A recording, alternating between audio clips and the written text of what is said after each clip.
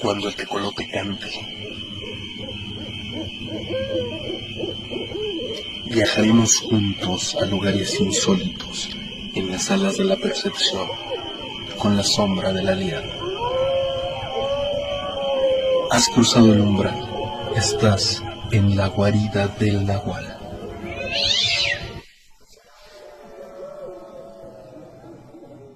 ¿Qué tal, amigos de Corsaro Noticias, la guarida del Nahual? Esto es Arriba el Telón y me da mucho gusto recibir a Esteban Montes, director y pues actor y amigo de esta emisión. Esteban, bienvenido, ¿cómo estás? Muy bien, muchas gracias por la invitación una vez más. Encantado de volver a estar contigo. Qué buena onda. Y bueno, cuéntanos un poquito de Sonata de Otoño. Esta fue escrita para hacer una película, para hacer una obra de teatro. ¿Cómo está la onda? Bueno, sí, originalmente Bergman la escribió para hacer una película, y bueno, de hecho la hizo, ¿no? Es un clásico, una de sus obras más importantes de madurez, ya, y bueno, fue ni más ni menos que con Ingrid Bergman. La hizo justamente para trabajar con ella, le interesaba mucho, pues, tener la oportunidad de dirigirla, y escribió esta historia para ella y para trabajar, y bueno, además es una cuestión que está abordando muchos temas de los que le interesan. Y posteriormente, como él era también un hombre de teatro, también hizo ya una versión para teatro. Entonces, poco tiempo después también la estrenó. Era curioso, era un programa doble. Presentaba Sonata de Otoño y Casa de Muñecas. En teatro, porque bueno, él fue, aparte de un gran cineasta, director del teatro más importante de Suecia, muchísimos años, y entonces también la llevó a escena. Entonces digamos que la historia pues fue escrita para el cine, pero también le permitió pues llevarla a escena, ¿no? Muy bien, y bueno, ahora está a punto de cumplir 50 años esta obra y Aperón Teatro lo celebra también su 28 aniversario, ¿no? O sea, que están de fiesta.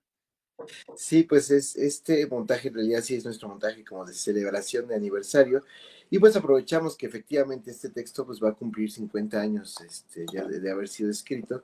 La verdad es que el trabajo de Ingmar Bergman siempre ha sido una referencia muy importante para nosotros en el trabajo que realizamos, porque pues es uno de los autores que más se ha interesado en observar el carácter de las personas, en hacer una indagación profunda sobre quiénes somos y cómo nos comportamos, por qué hacemos lo que hacemos, ¿no? Y este es uno de las temáticas que como compañía siempre nos ha resultado interesante, hablar sobre la condición humana, sobre el carácter, sobre lo que hacemos y de lo que no nos damos cuenta, o sobre aquello que hacemos y de lo que no hablamos. Esta obra específicamente trata de esto, de lo que no se habla en términos de la familia. Es una obra de alguna forma dura en el sentido pues, del abordaje que está haciendo. Es una obra que el autor tiene una capacidad de síntesis muy poderosa, entonces va a sintetizar de una manera sorprendente pues la vida interior de estos personajes, de toda una familia, para exponerla con mucha claridad, con mucha fuerza, pero también con mucha compasión. Finalmente es una historia del amor entre una madre y sus hijas, eh, un amor, digamos, que ha tenido demasiados problemas para poder expresarse, y las consecuencias de esa imposibilidad de expresar adecuadamente el amor. A Berman le importa mucho también el asunto de la infancia, de cómo efectivamente en la infancia ocurren una serie de cuestiones que la gente no toma en cuenta, ¿no? Hay una psicoanalista norteamericana que dice, el problema que la sociedad cree que el niño es resiliente, ¿no? Y pues sí lo es, dice, efectivamente lo es, pero el costo de esa resiliencia es terrible, ¿no? Porque básicamente se cree que el niño aguanta lo que sea, y ese aguantar lo que sea va a tener un costo terrible en la vida de ese niño cuando sea adulto, porque va a terminar repitiendo estas mismas conductas con sus propios hijos, y también en la sociedad, en el grupo social, en el entorno social en el que está, porque finalmente la manera en que el niño tiene de sobrevivirlo es aceptarlo y entender que así funcionan las cosas.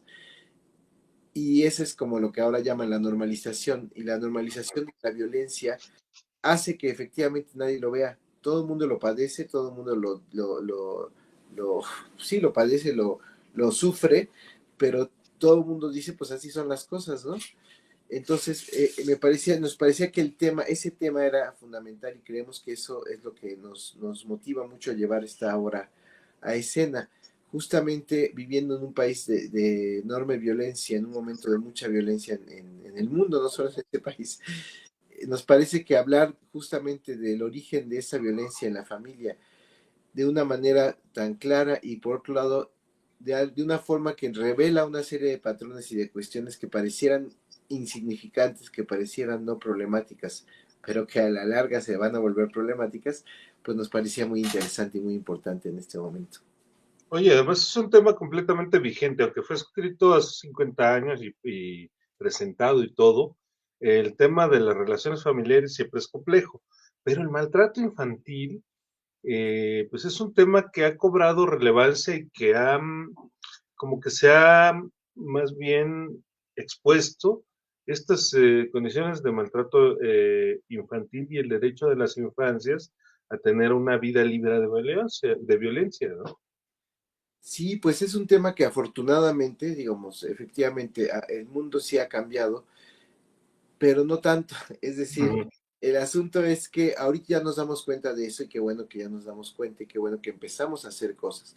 Pero este empezar, pues es apenas un inicio, ¿no? Es decir, me parece que todavía es muy importante, o sea, ahorita está en ideas, están las ideas en nuestra cabeza y empiezan a ver estas leyes que empiezan a proteger Ujú. la infancia y sin embargo en la vida cotidiana eso aún no se ha traducido, ¿no? Eso aún está ocurriendo. Ahorita creemos, por ejemplo, cosas, me decía otro periodista que me entrevistaba, bueno, pero es que ahora las cosas han cambiado. Digo, bueno, a ver, el asunto es que ahora parece muy normal que la gente se divorcie porque se da cuenta, está muy bien que la gente se divorcie. Si son una pareja sola, pues no hay problema, pero cuando hay familia, ¿a cómo le van a explicar al niño que se van a divorciar? Por Ujú. supuesto, va a ser traumático necesariamente, y eso no ha cambiado. Es decir, esta insensibilidad que tenemos como adultos en relación a, pues es que lo mejor que podemos hacer, sí, o sea, no estoy diciendo que esté bien que se queden casados, no, pero me refiero a que finalmente es un problema sin resolución todavía, el Ujú. sentido de asumir de alguna forma un compromiso de largo plazo como padres. Que implica el hecho de que si nos vamos a casar, pues hay que esperar o hay que tener en cuenta todas las condiciones que eso va a implicar si vamos a tener un hijo. Y me parece que en este momento la gente no lo reflexiona todavía, es decir, la gente se emociona, igual que siempre, pues me parece que no ha cambiado aún la conciencia humana lo suficiente como para asumir que casarse no solamente es casarse, sobre todo si van a tener un hijo y seguimos viviendo, pues que se casan porque se embarazó, ¿no? Es decir, creemos que haber nombrado el problema lo quita. Ujú. Y haber nombrado, pues es empezar a abrir espacio para generar un cambio, pero ese cambio aún no ha llegado, ¿no? Me parece que el hecho de que digamos que es como lo del lenguaje inclusivo, pues suena muy bien que lo uses, pero el asunto es que eso no ha cambiado la condición del machismo, no ha cambiado la condición de las personas. Cambia, hace un énfasis en observarlo, sí, de acuerdo, pero me parece que justamente esta obra de teatro, la importancia de la obra, el que tiene la obra, es Ujú. justamente para que empecemos a notar las consecuencias que tiene. La obra es muy, te cuento rápidamente como la anécdota, es la vida de una pianista importante, bueno, una pianista con reconocimiento internacional, y la relación con sus hijas. Y esa relación pues es compleja porque ella es una buena persona, es una persona generosa, es una persona talentosa, pero que ha sido capaz de volcar toda su capacidad de amar en su trabajo y no ha sido capaz de traducirlo en relación con sus hijas. Ujú. Entonces, el punto es que esto tiene una razón, lo que vamos a descubrir en la obra, pues es que viene desde su propia infancia con unos padres que eran tremendamente fríos e indiferentes con ella y ella misma se siente igual y tiene a los hijos también mucho en una razón, en una sensación como de inercia, ¿no? que eso es una cosa que tenemos todavía mucho, ¿no? La gente va y se casa por inercia. Hay otra película de Berman donde lo dice claramente, ¿no? En escenas de un matrimonio, los personajes, después de que ya se pelearon, que empiezan siendo la pareja perfecta, se pelean, se divorcian, se siguen viendo, siguen siendo amantes después de haberse divorciado, y un día, siendo amantes, ella le dice a él, ¿te das cuenta que nosotros tuvimos hijos para darles nietos a nuestros padres? Y un poco esa es la cuestión, ¿no? De las inercias. ¿Por qué tendríamos que casarnos? Y está la obligación, la obligatoriedad personal, individual, de creer que sí lo tenemos que hacer.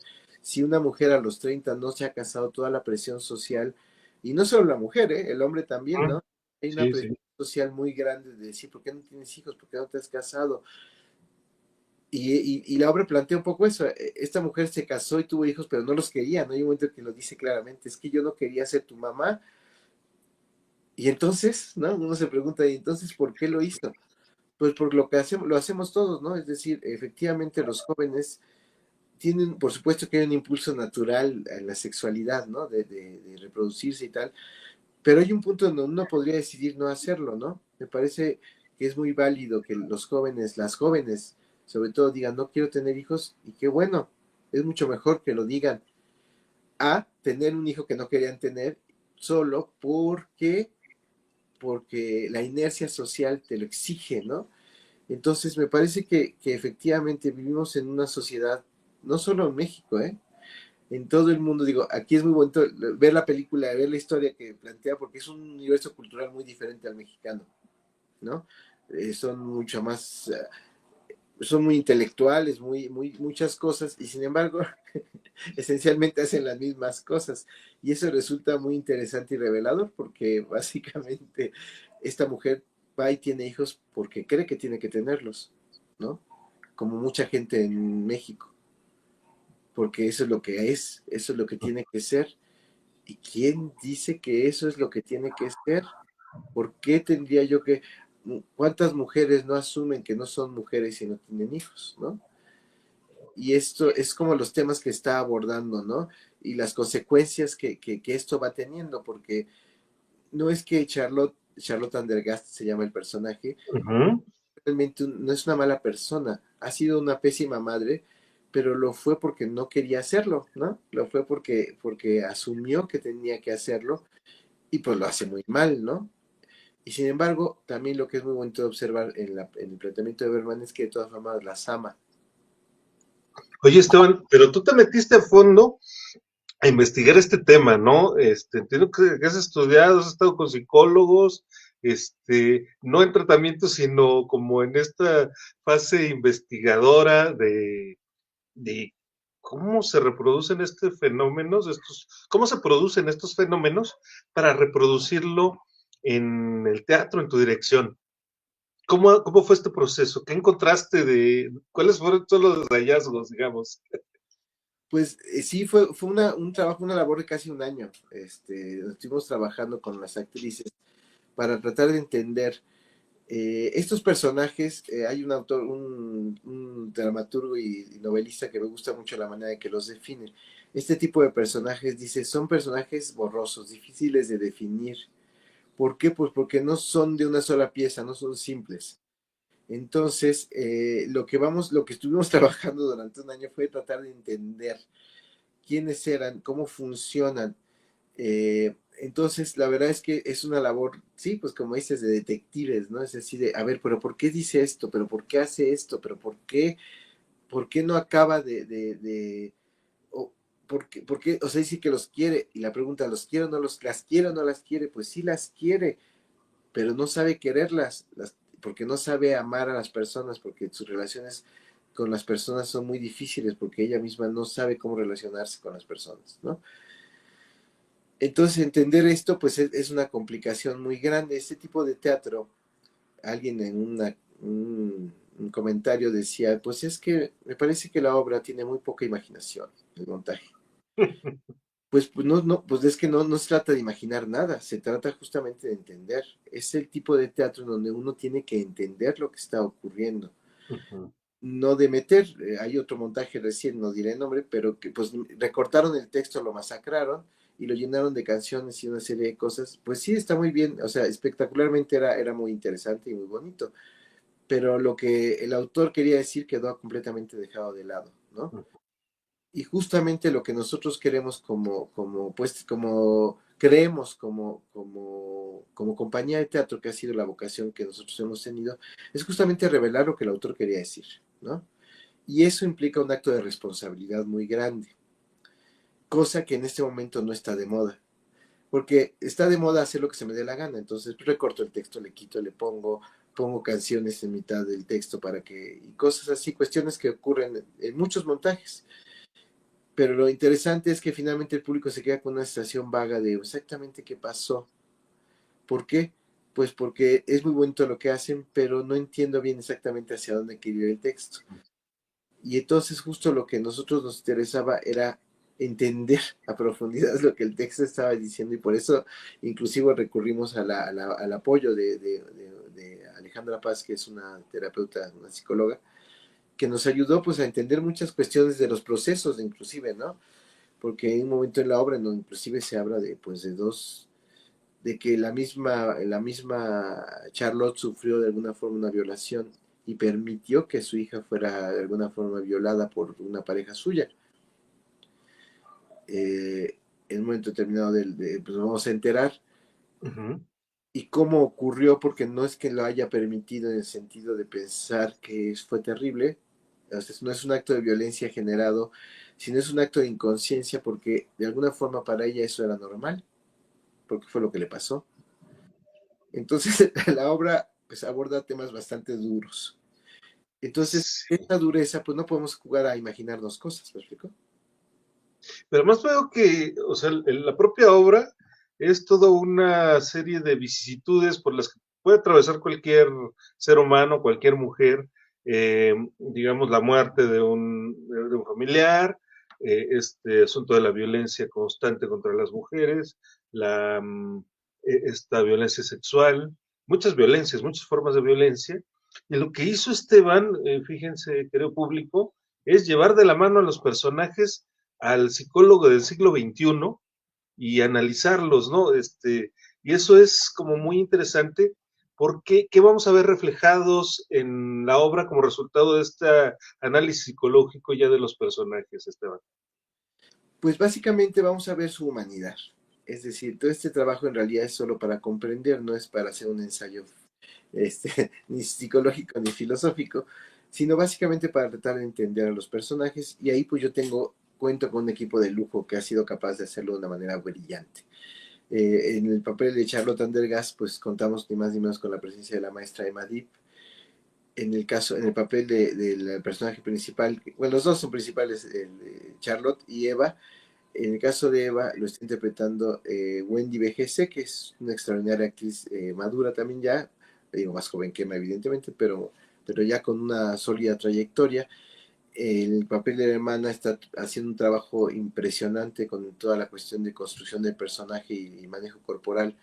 Nayeli Acevedo, y ahí también contamos con el apoyo de un asesor que es un especialista en temas de toda la cuestión somática del trabajo del cuerpo, que es Víctor Ciáñez, que es especialista en Feldenkrais, en técnica Alexander, una serie de técnicas que tienen que ver con el trabajo del cuerpo.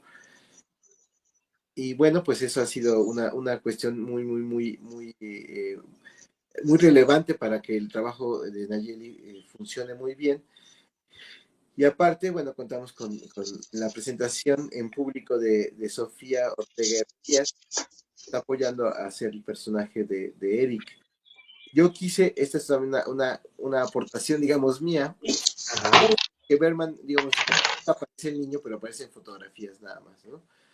Pero a mí me interesaba mucho porque leyendo la crítica de la película y en general, todo el mundo se centra pues en el pleito que tiene y la relación entre la madre y la hija, pero se olvidan mucho de la circunstancia inicial con la que empieza toda la historia, que es la muerte del hijo de Eva.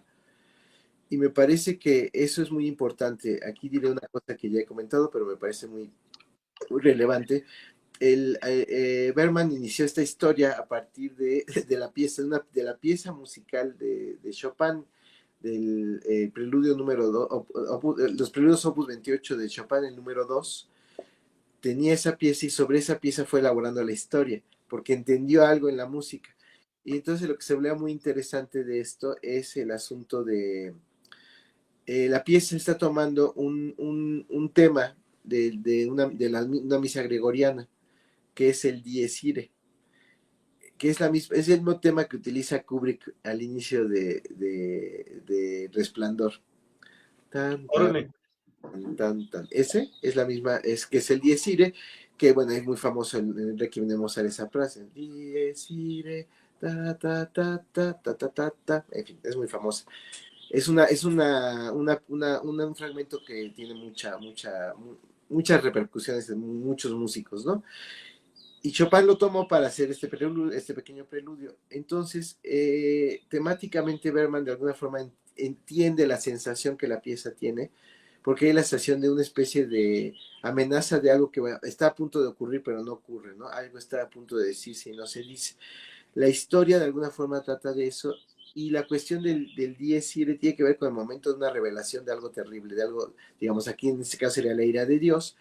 En este caso, en la historia, lo que va a ocurrir es que es el momento que ahorita ya está ya por eso lo del apoyo de la psicóloga, está muy ya establecido los procesos del duelo.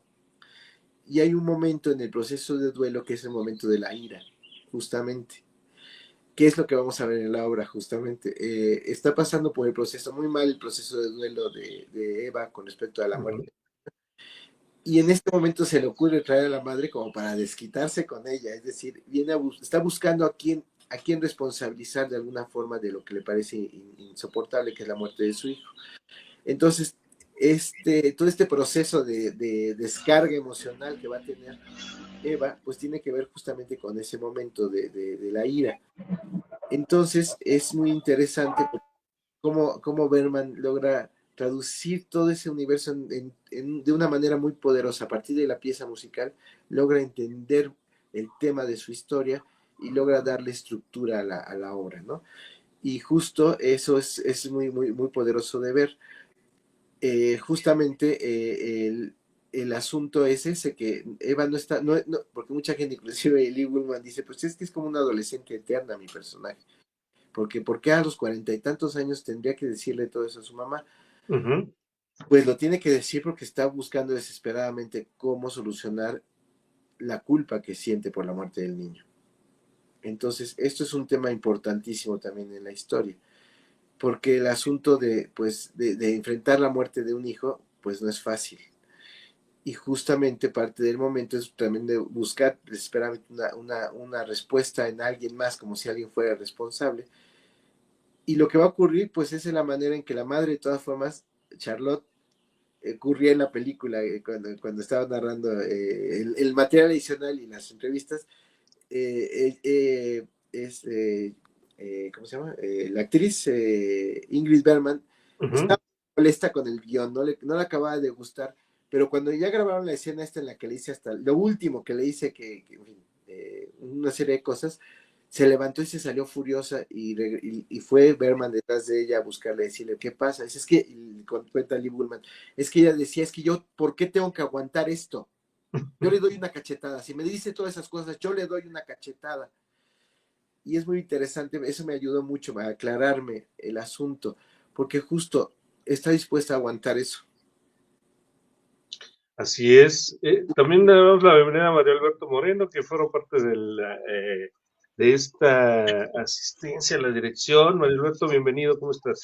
Hola Roberto, muchas gracias por invitarnos al programa. Aquí, disculpa unos minutos tarde, muchísimas gracias. Muy bien, y cuéntenme qué supone esta puesta en escena para el siglo XXI, para las nuevas generaciones. ¿Hubo adaptaciones del guión, adaptaciones de algún personaje, de alguna puesta en escena, de algunas características de la puesta en escena? Y entonces decía Esteban, bueno, pues hay algunos agregadillos. Sí, diré, ahorita que hable Mario, pero diré que es hacia donde yo iba, el asunto justamente del niño. Finalmente, a Bergman, en muchas películas aparecen niños, es una cosa muy curiosa. Bueno, Fanny Alexander, al principio, pues la vida vista desde el punto de vista de los niños. En principio, esa es la primera gran aportación o adición que le hicimos. Y justamente por esto que te decía, porque la gente suele dar por hecho el asunto, ¿no? Al analizar la obra. Y solo para concretar la otra idea que ya estaba planteando, pues justamente el asunto es que la misma Charlotte sabe de alguna forma el dolor que está pasando por su hija, y de alguna forma en su incapacidad de relacionarse sabe que de alguna forma tiene que darle una respuesta a su hija. No entiende bien qué le pasa porque la otra nunca se lo acaba de decir, lo intuye, lo tiene claro, y aguanta vara, como diríamos nosotros los mexicanos, justamente porque de alguna forma ese aguantar vara, de alguna forma es la respuesta que su hija está necesitando, ¿no? Entonces, por eso era importante que viéramos al niño, para darle peso escénico, presencia en la historia, y que el público reconociera que pues es tremendamente difícil el asunto de abordar la muerte de un niño, ¿no? Soportarlo. Así es. Mario Alberto, bienvenido. Cuéntanos un poquito de esta puesta en escena. ¿Cuándo, dónde, cómo va a estar la onda? Claro que sí, estamos los lunes, nos quedan solamente 4 lunes y estamos a las 8 de la noche en el Foro Shakespeare, que está en Zamora número 7, saliendo del metro Chapultepec. Pueden adquirir, ¿cómo? Sí. Sí, adelante, sí. Pueden adquirir sus boletos en taquilla, ya está la promoción de miércoles en 50% de descuento, entonces si compran ahí en taquilla directamente sus boletos, les van a salir al 50%.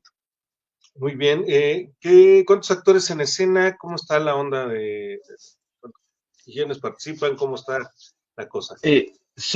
Bueno, en escena hay 6, es decir, está El Madrid, que hace a Charlotte, está Esteban, que hace a Víctor, está Wendy, que interpreta a Eva, está Nash, que interpreta Nayeli Acevedo, que interpreta a Elena, está Sophie, y está Sergio Solís, quien es el intérprete del piano. Entonces ahí está, no lo vemos, pero lo escuchamos. Y bueno, por supuesto, toda la participación de todos los que estamos detrás.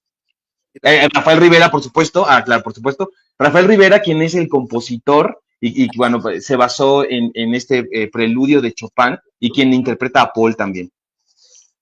Y además el soporte musical siempre, digamos, a diferencia de lo que nos contaba Esteban, que es meter una canción a lo mejor hasta forzada en una historia, digamos, una música ambiental ayuda en los momentos más fuertes de la narración, ¿no?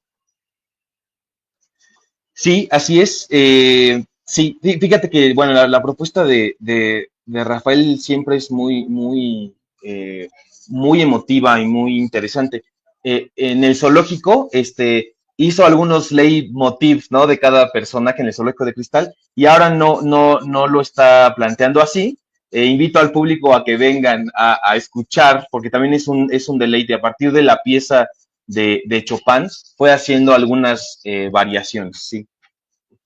Y mira, lo interesante de esta puesta en escena es que aunque podemos ver la película, conocemos la historia, podemos incluso revelar el final y todo, pero estas características que nos está proponiendo Apeiron Teatro son fundamentales. Una puesta en escena, primero, vivir la experiencia del teatro, que es pues inmersiva, que es y estoy utilizando términos contemporáneos, pero bueno, si nos vamos a 1960, que fue escrita esta obra y tal, pues el teatro era el teatro y era un elemento más de la cultura de la humanidad, y había que ir al teatro a ver las obras en vivo y a disfrutar y a escuchar música también en vivo y a disfrutar de toda esta experiencia que supone el teatro con un clásico que por eso es clásico, ¿no? Porque siempre nos va a estar cuestionando en nuestra vida cotidiana, ¿no? Fíjate que respondiendo también a tu pregunta que hacías de estas nuevas generaciones viendo esta obra de Bergman, Pues es que Bergman es universal y tiene una maestría para ponerle palabras a sentimientos, a situaciones, a conflictos que nosotros como seres humanos están ahí, pero no los compartimos. Tiene una capacidad para traer a la luz las cosas que están en la oscuridad y que son conflictivas y que son inconfesables y que son muy difíciles de enfrentar y de afrontar. Que la madre le diga a sus hijos que ella pues no quería ser la madre de esos hijos y que confiese, que se muestre amorosamente y que acepte con todas sus palabras, pues yo soy un ser humano igual que tú y yo estoy haciendo lo que puedo, pero yo ni siquiera sé si quería tenerte, ¿no? O las cosas que le dice Eva a su mamá, ¿no? Son unas cosas terribles, ojalá que personas como tú deberían ser encerradas y esterilizadas y hay una serie de sentimientos que nosotros que sí tenemos, pero que como somos muy hipócritas, pues no solemos confesarnos a nosotros mismos, ¿no? Y todas estas situaciones, es decir, no es fácil vivir con el divorcio de tus padres, con la separación de tus padres, no es fácil vivir con dándote cuenta que no eres el preferido de tu padre o de tu madre, o que sí eres el consentido, pero ¿esa qué implicaciones tiene? Es decir, ahorita es muy, hay como una cortina de humo, ¿no? De supuesta amabilidad en estas generaciones, ¿no? Hay una serie de cuestiones de inclusión y de supuesto acercamiento y de ser amigo de los padres, pero humanamente seguimos siendo los mismos, solamente que hemos cambiado el recurso de la mentira, hemos cambiado de máscara y hemos encontrado otra forma supuestamente de acercarnos, pero como humanos es muy difícil, primero, a asumir quiénes somos, ¿no? Charlotte, que es decir, por una serie de cuestiones sociales, decidió tener esta familia, pero ella realmente era una pianista y su vocación estaba en eso, pero por cuestiones sociales fue y tuvo hijos para quedar bien con una sociedad y entonces, pues Eva tiene toda la razón para decir, casi, ¿para qué me tuviste si no me querías tener? Y luego, ya que la tiene, pues se tiene que dividir entre su carrera y luego regresa con ella y de todas maneras es fallido porque la verdad de Charlotte no está ahí y sin embargo, porque es muy, muy compleja la obra, Charlotte ama profundamente a su hija y como dice Esteban, es capaz de abrirse y decir, pégame si quieres, esta soy yo y estas son las cosas que he hecho y por supuesto que me he equivocado y soy humana, pero Bergman apunta a una cosa muy interesante ahí con la propuesta de Esteban con el niño. Todas estas cosas que los hijos le demandan a los padres, están ahí y los padres amorosos lo reciben y dicen, pues sí, este soy yo. Y sin embargo, ¿cuántas cosas no hacemos los hijos? Que es una repetición de los padres, decía Fernando en sus clases, y sobre todo cuando analizábamos esta película, hay una frase de Eva que ¿es acaso el fracaso el secreto placer de la madre? Y esa es una frase muy fuerte, muy contundente, pero que la podemos usar para victimizarnos. Podemos decirle a nuestra mamá, ya te das cuenta, mamá, que si yo sufro o si yo fracaso, es lo que estás buscando finalmente, pues para ser tu niña para siempre, para que me acojas en tu seno, para ser una niña, vaya, ¿no? Pero decía Fernando que la frase final más fuerte es, ¿y qué no es el fracaso de la hija, el secreto placer de la hija? O sea, ¿cuántas veces no por las ideas que tenemos, es decir, en vez de andar victimizándonos y andar culpando a la gente, ¿cuántas cosas, cuántos fracasos que tenemos no son ideas secretamente guardadas? Vaya. Homenajes. Exacto. Homenajes o venganzas o a saber qué hay en la psique humana que la hace actuar de determinada forma. Pero además vemos, hoy día en la actualidad podemos conocer a personas que han optado por el otro camino, ¿no? El no tener hijos, el poner por encima su carrera profesional y de pronto se quejan de que no tuvieron hijos y entonces, bueno, ya estaríamos hablando de otro tema y de otra puesta en escena. Pero bueno, esto se llama Sonata de Otoño y la podemos ver en el Foro Shakespeare los lunes. Correcto. Así es, Roberto. Esteban. Hasta el 28 de julio. Hasta el 28 de junio. De junio. Julio. Ah, bueno, pues todavía tenemos un par de, por lo menos unos 3 o 4 lunes para ir a ver esta puesta en escena. A mí me llama la atención la estudiada que le dieron a los personajes y sumergirse en el mundo de la psicología para entenderlos. Eso es una gran labor.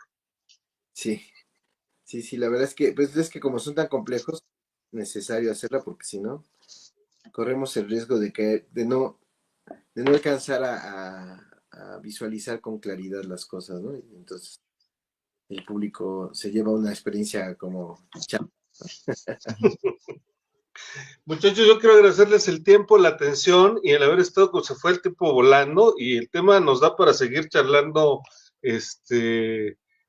por varias horas, pero bueno, mejor vamos a verla puesta en escena en el Foro Shakespeare los lunes. ¿A qué hora?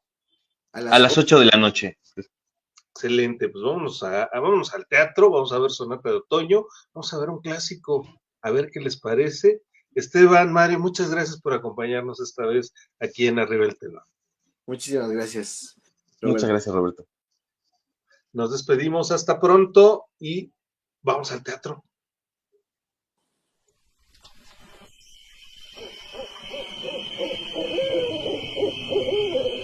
Cuando el tecolote cante,